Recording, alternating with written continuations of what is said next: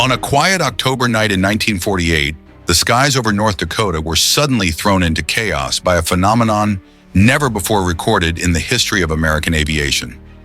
Captain George Freeman, a seasoned pilot and World War II veteran, was assigned to investigate a strange signal that had appeared on a military radar screen. But when he took off, what he encountered was not an enemy aircraft, but something far beyond the realm of human understanding. An unidentified flying object glowing with an eerie light and moving at incredible speed began darting erratically before Freeman's eyes. It not only accelerated, but changed direction abruptly, as if toying with his fighter jet in a high-speed game of cat and mouse. Thus began a bizarre aerial pursuit between man and something not of this earth, a dogfight without end, one that would haunt Freeman for the rest of his life. The greatest question he carried with him after that fateful night has never received a definitive answer. What exactly did he encounter? Was it an undisclosed advanced military technology? Or was it truly an entity from beyond our planet? Today we will pull back the veil on this mysterious encounter in the episode titled Dogfight with an Alien: The Mystery Over American Skies.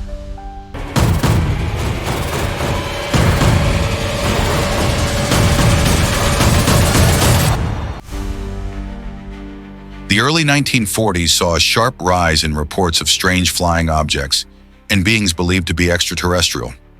Amid the brutal reality of World War II, both the Allied and Axis powers described bizarre phenomena, glowing orbs flying at incredible speeds with no identifiable markings. At first, many suspected these were secret weapons developed by the enemy. But when the war ended and neither side claimed responsibility or uncovered any solid evidence, attention turned in a very different direction. One such phenomenon, known as the Foo Fighters' balls of light appearing in the sky, became a hotly debated topic among military officials and researchers. These sightings laid the groundwork for theories about extraterrestrial civilizations intervening on Earth. In 1947, the United States was shaken by the Roswell incident in New Mexico, where a strange object was reported to have crashed. Instead of resolving the mystery, the government's absolute secrecy only fueled public suspicion. Roswell didn't just confuse the public, it sparked a wave of UFO speculation and theories about alien life. Soon afterward, the U.S. Air Force launched a series of in-depth investigations into unidentified aerial phenomena, among them Project Blue Book, officially initiated in 1952. The project's goal was to analyze over 12,000 UFO reports and determine whether any posed a threat to national security. One of the leading figures of Project Blue Book was Major Edward J. Ruppelt, a pioneer in establishing scientific methods for investigating UFO sightings. Yet among all the cases he studied, the one that left the deepest impression on him was George Freeman's encounter in the skies over North Dakota. George Freeman, a World War II veteran, continued to serve in the North Dakota Air National Guard after the war. He was not only a highly skilled pilot, but also a model instructor for a new generation of aviators.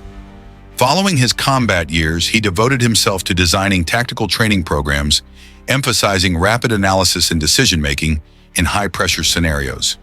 That's why when Freeman recounted his encounter with the unidentified object, it wasn't born from imagination or emotional impulse. It was shaped by combat experience, told through the lens of a soldier who had faced death and knew the limits of human technology. George Freeman was once a living symbol of the U.S. Air Force, a brave, dedicated man who embodied the enduring values of the military: loyalty, sacrifice, and relentless commitment. Yet ironically, despite all his victories and accolades, people would remember him not for his battlefield accomplishments, but for one strange night, a night that changed the course of his life and left behind a question that still remains unanswered. It was an early evening in October 1948. The sky over North Dakota was completely clear. The air was cool, calm, ideal weather for night training flights conducted by the National Guard. In this tranquil setting, George Freeman had just finished teaching a tactical flying session to young pilots. He should have landed and enjoyed a quiet evening, but the peaceful beauty of the night sky made him change his mind. His P-51 Mustang, the legendary fighter plane of World War II, glided silently through the night as if it too was savoring the calm alongside its pilot. From the control tower at Fargo Airport, officials confirmed that only 2 aircraft were in the area of Freeman's Mustang and a civilian Piper Cub flying low near the ground. There was no other air traffic. In fact, the lights from a nearby stadium where a football game was taking place provided enhanced visibility for the pilots. Everything seemed completely under control. But in those final loops of the flight, George Freeman noticed something strange. From his altitude, he suddenly spotted a white light hovering below. At first, he assumed it was another aircraft, perhaps one not reported by air traffic control. But as he observed it more closely, a sense of unease crept in. The light wasn't blinking like a typical aircraft signal. It emitted no sound at all, total silence in the still night air. It had no wings, no tail, no engine, and no recognizable features that would suggest it was man-made. It was simply a round, pure ball of light floating silently, and not of this world. To be sure, Freeman immediately contacted the air traffic control tower. The confirmation he received only deepened his confusion. Apart from the Piper Cub flying close to the ground, there was no other aircraft in Fargo's airspace. That meant whatever he was seeing wasn't on any flight registry. It didn't belong to any aviation authority, and it was right in front of him. George Freeman descended, closing the distance to the object. From less than a kilometer away, he pulled down his cockpit canopy and focused intently. The object was only about 15 to 30 centimeters wide, far too small to be an aircraft, yet far too bizarre to be a natural phenomenon. It had no defined shape, no solid surface. It was simply light, a strange white light that seemed to radiate from another dimension. As Freeman drew closer, the object suddenly moved. Not in a normal flight pattern, it surged. It shot upward at an unimaginable speed, far beyond the acceleration capacity of any known aircraft at the time. Freeman immediately gave chase, deploying every flying technique he had ever taught his students, but it was useless. The object moved with total freedom, changing direction as if unbound by the laws of physics, leaving behind only shock and a lasting sense of dread. George Freeman could not catch it, but he would never forget that night, the night he believed he saw something not of this earth. George Freeman couldn't believe what he was witnessing. That strange little white light was moving in a way that had never been documented in any aviation record. It wasn't just randomly ascending and descending, it was gliding across the sky, seemingly unaffected by gravity or the laws of aerodynamics. It floated freely, as if mocking everything mankind knew about aircraft motion. Freeman had to fly in circles continuously just to keep the object in sight. By around 9 p.m., he decided to contact the control tower at Hector Airport, about 5 kilometers from his current position, hoping for a rational explanation. But the answer remained the same. Only 2 aircraft were confirmed in the area, his P-51 Mustang and a civilian Piper Cub flying low. No signal was detected from any other aircraft or flying device nearby. However, one detail made the situation even more mysterious. The pilot of the Piper Cub and the passenger aboard also reported seeing a bright light in the sky coming from the west, the exact area where Freeman was chasing the unknown object. With renewed determination, Freeman decided to move in closer. He executed a maneuver to cut across the object's path, hoping to force it to react. But what happened next stunned him at an altitude of 1,500 meters. He saw the object pass just 300 meters from his plane, far too close to be coincidence. And then as suddenly as it had appeared, it vanished. But no, that wasn't the end. As if sensing danger, the object abruptly turned 180 degrees and darted straight toward Freeman's aircraft at terrifying speed. Instinctively, he followed, even as the legendary Mustang began to falter at over 4,000 meters altitude. Despite being over 600 meters below the object, Freeman persisted, attempting to intercept it 2 more times, both in vain. The light eventually streaked toward Hector Airport, accelerating beyond the limits of human visual tracking. Freeman pushed on as far as he could, but by 9:27 p.m., he was forced to break off and land. The chase was officially over, but the question of what that tiny object was remained unanswered.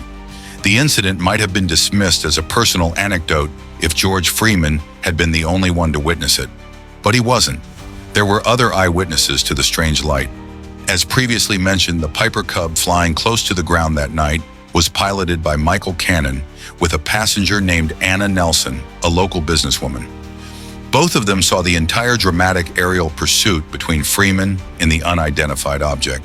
They recalled that from the ground the light resembled a single star moving at an abnormally high speed. There was no engine noise, no blinking lights. Nothing about it resembled any aircraft or flying device ever made by humans. Both Cannon and Nelson confirmed that the object didn't follow any known flight behavior and was capable of extremely agile movements exactly as Freeman had described from his cockpit.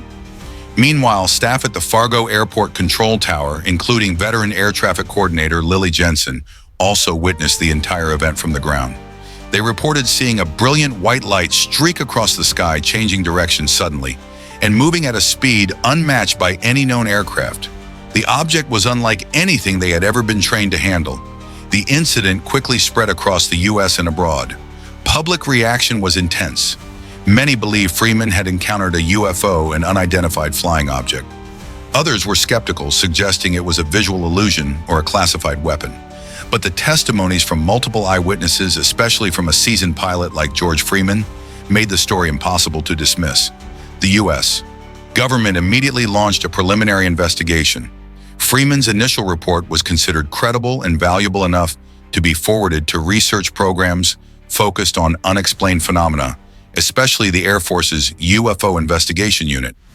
Just hours after Freeman landed, a military task force from Project Sign, one of America's earliest UFO research initiatives, arrived at Fargo Airport. They conducted interviews with Freeman pilot, Cannon passenger Nelson, and all ground staff who had witnessed the incident. One of the most notable tests was a radiation scan of Freeman's P-51 Mustang. The result, the fighter jet registered unusually high radiation levels, far exceeding those of any similar aircraft operating in the area. The discovery of abnormal radiation on the aircraft of a former World War II pilot became powerful evidence suggesting that Freeman may have come very close to an object powered by nuclear energy. Investigators from the United States Air Force USAF swiftly dismissed the theory that the glowing object was a conventional aircraft or flying device. Instead, they leaned toward the possibility that something strange, something beyond human understanding, had indeed occurred in the skies over Fargo that night.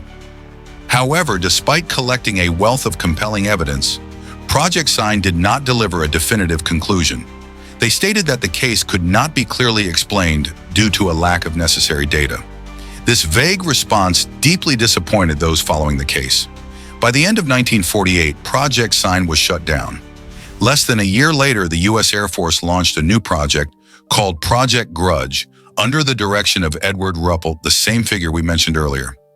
Project Grudge marked a new phase, more systematic, but also more skeptical. The project team re-examined the case of pilot George Gorman, but they approached it with an agenda of debunking the anomaly. They rejected the idea that the object originated from an advanced civilization. Instead, they proposed that it might have been an astronomical event or a weather balloon. Tensions soon arose. Many independent scientists voiced strong objections.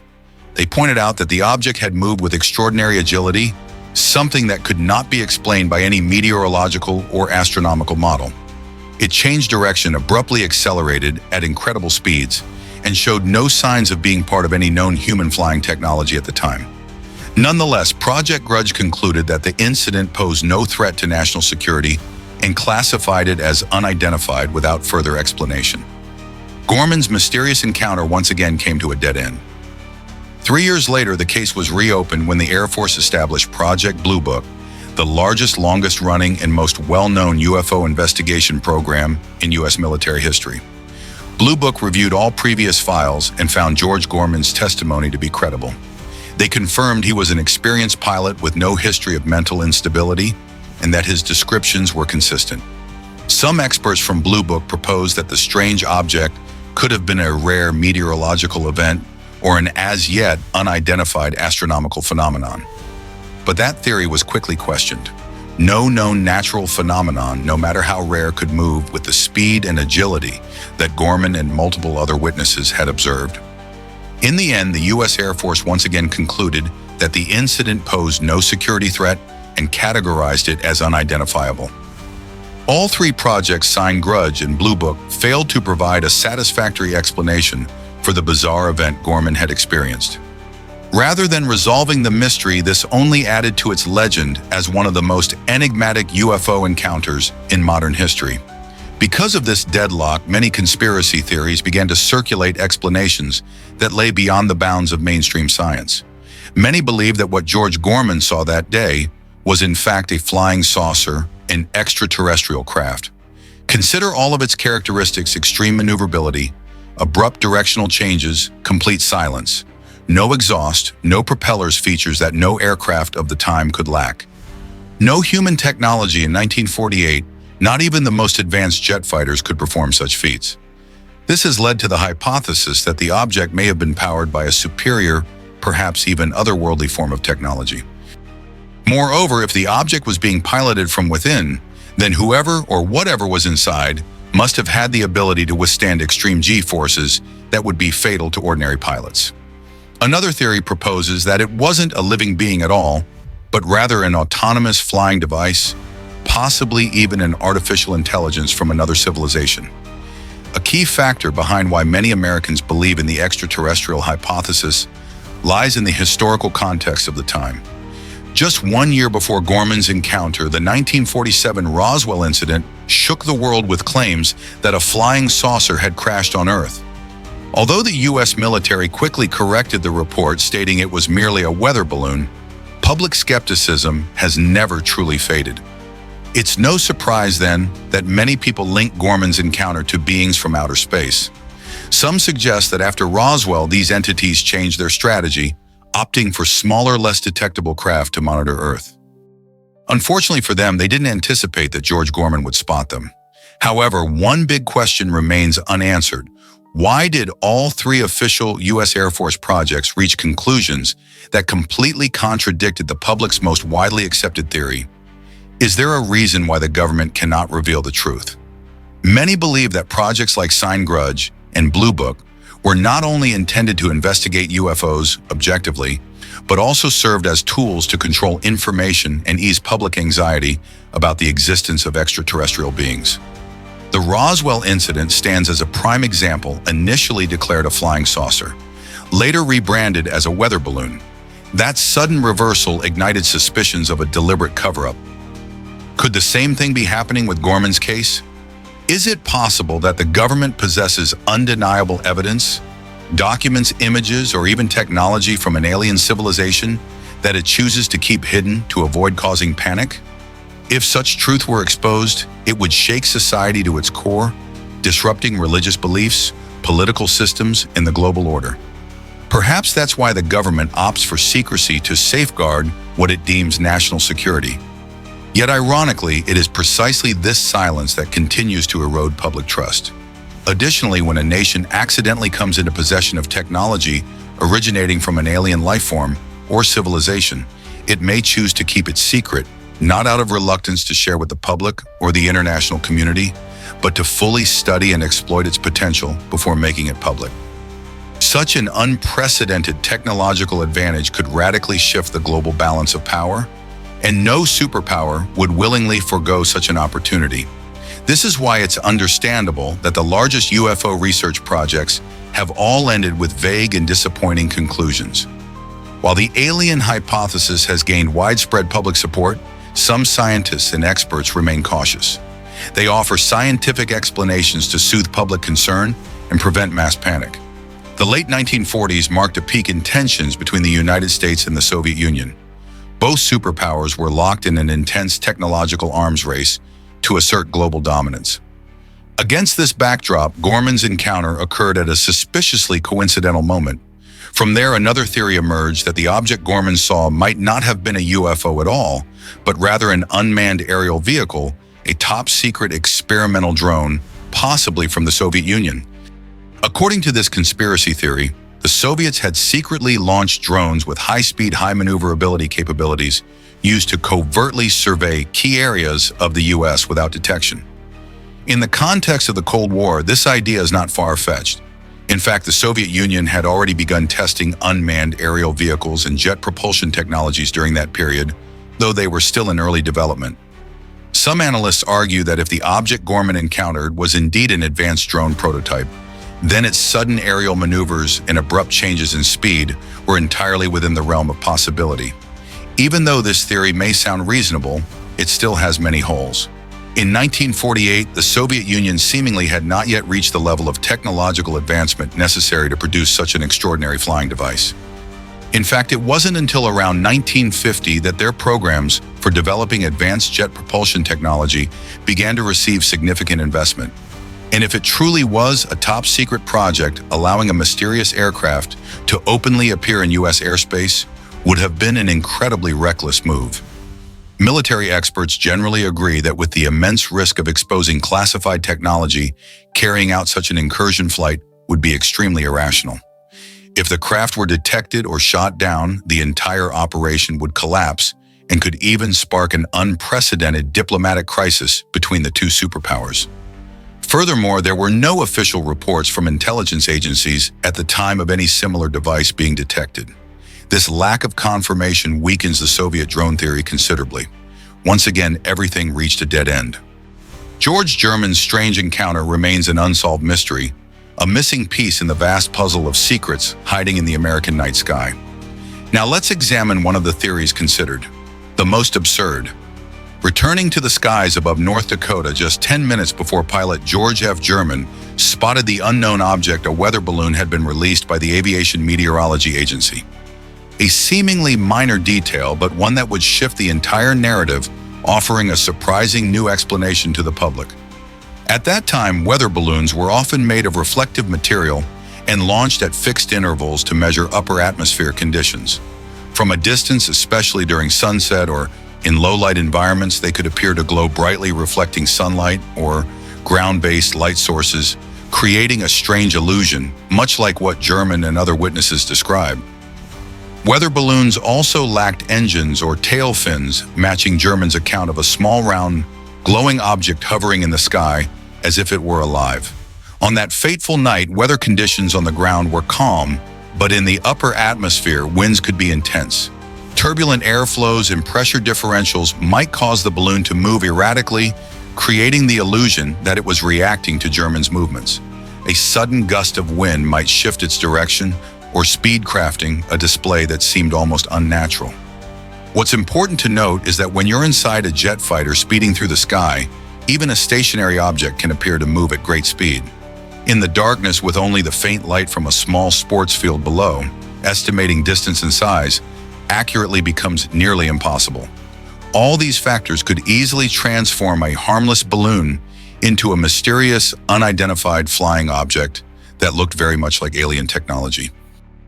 Yet not everyone was convinced by this explanation. Debates soon erupted over the maneuverability and speed of the object German claimed to have seen. He insisted that it moved at angles and velocities no ordinary balloon could achieve.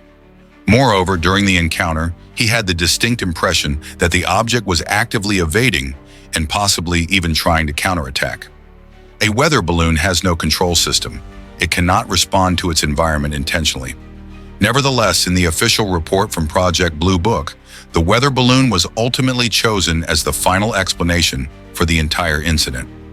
George F. German's strange encounter in 1948 became one of the most prominent UFO cases of the early Cold War era. It captured public attention not just for its mystery, but because of the intense political climate between the superpowers at the time.